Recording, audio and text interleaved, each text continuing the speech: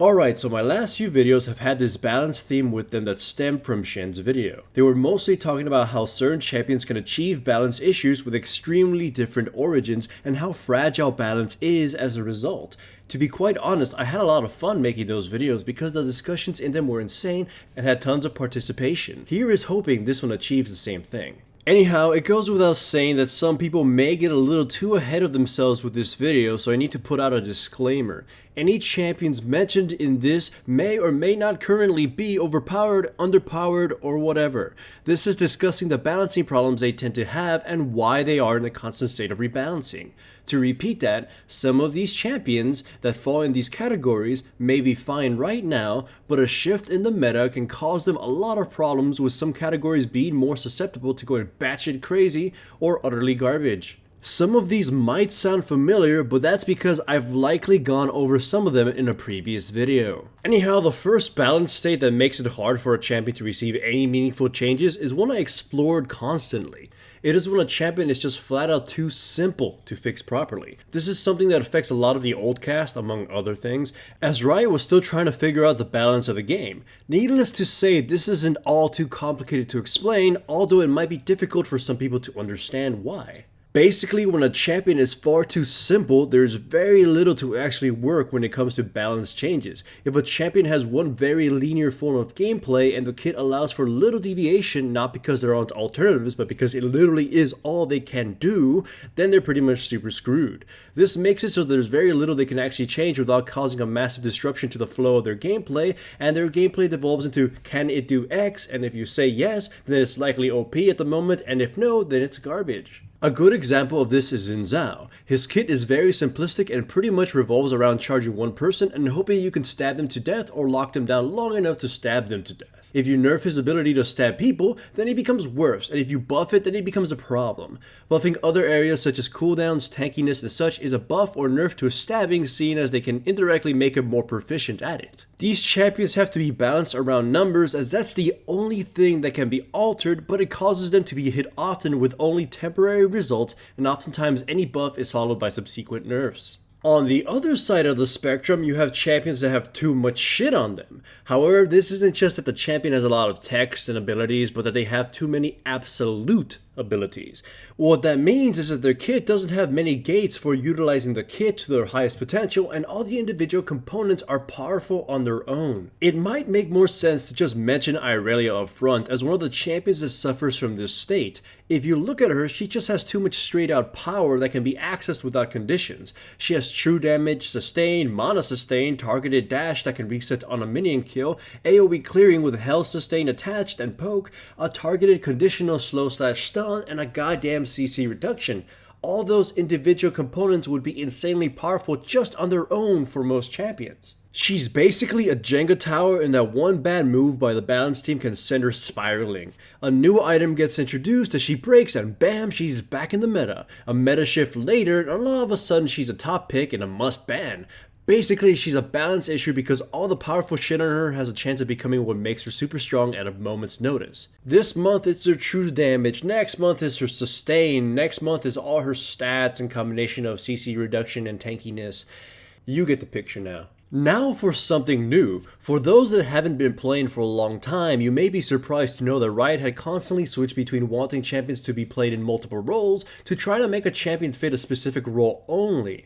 It sometimes works, but other times it fails miserably. Here we have the champions with an identity crisis. As I just said, some of these champions have had, either because Riot wants them to or because the fans bitch otherwise, a tough time being balanced because they can be played in multiple lanes and are subject to the balancing methods of all of them. Some of the champions were designed for a specific playstyle, but either because they simply didn't fit or because buffs and nerfs caused them to shift with where they are now, they do something else entirely. If you didn't know, Leona was not designed to be a support. She was designed to be a solo lane tank since, at the time of her release, tanks were pretty much just junglers. Riot made it so she wouldn't be able to jungle effectively, so players would be encouraged to play her in a solo lane. It didn't turn out that way because she got her shit kicked in by anyone. Later on, it was discovered that she could participate in kill lanes and help out-sustain bottom lane comps during that meta. She is now treated as a support by players, but not being designed strictly for support makes her teeter between overbearing or outclassed. Lulu was designed to be a support, but turned out to be insanely strong in a solo lane, so she became an oppressive imp that provides too much utility while being able to control and slaughter lanes. This also caused Nami to become strictly a support, as Riot took measures to avoid her being a repeat of Lulu. Nidalee has had this problem for a long time, where she deviates from basically all the roles in a slew of builds. Riot balancing for one issue causes another one to pop out. Then we have champions that had an original role and function, but over the course of the game it changed. Riot sometimes embraces their new role, and it might not be too difficult to balance. Then, of course, Riot may just attempt to maintain the old role and ends up making the new role insanely powerful as a result. This is most common with champions that end up going from jungle to the top lane. Graves is a recent example of this, as he's played in 3 different roles, and any changes to target any of said roles could inadvertently buff or nerf the others. Following up the previous conditions, this next one might be a bit trickier to get. This one tends to affect a lot of the older champions, but not the original cast. Riot has changed their design philosophy several times throughout the course of the game, and that's natural for a growing game company. It's also natural that some of those remnants of old philosophies would remain. In League, those remnants come in the form of League champions that have basically been left behind. In a twist of irony, these champions aren't exactly badly designed, but they were created during a different time with different rules. Basically put, these champions were designed with different standards in mind, and as a result, they either haven't been able to keep up or stay relevant once the game deviated to something else.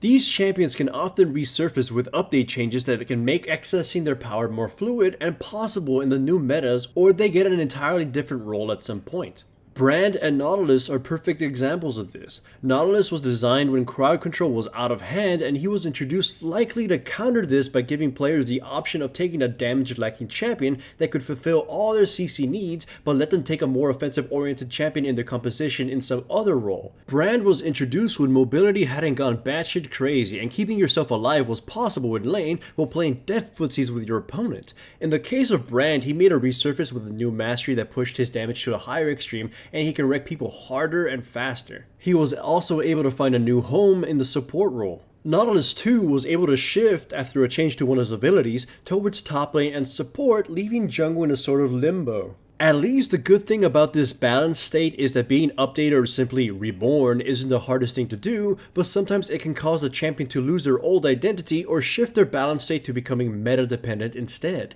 The only issue with updating is figuring out the safest way to do it. A good example of updates being done well and for the sake of being able to evolve the character further are Sejuani and Trundle. This next one might be a bit confusing to understand. It's where a champion's kit is simply far too good and versatile.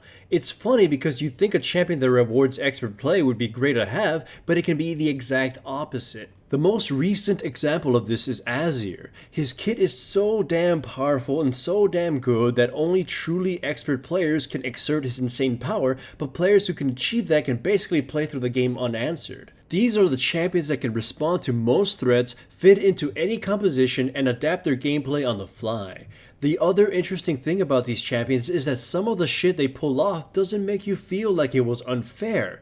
Some crazy Azir play that outright destroyed you and your team can be attributed to the player just being insanely good, and you just have to give them credit. The thing is that the balance issue they cause is more widespread. It tends to be far easier to just break this champion rather than bring everyone up to their level. In fact, it could be considered a terrible idea to attempt that, as it can outright change the dynamics of the game altogether and not for the better. A lesser form of this is where a champion is so unique that there is nothing for them to compare to, so they're so good because there's simply no one else that does the same things they do. There are a few other balance states to go over, but they can be encompassed by the ones already mentioned here. Anyhow, like I said, this all stemmed from Shen's rework and how it is shaking things up in the balance department. It seems that Riot is finally taking measures to be more thorough with their balance changes rather than taking half measures like they used to. Ultimately, I hope others are as receptive to them as I am. Once again though, remember, this isn't saying that these champions are or aren't problematic currently, but due to the conditions they are in, they are constantly dealt balance changes and can become a problem for the game.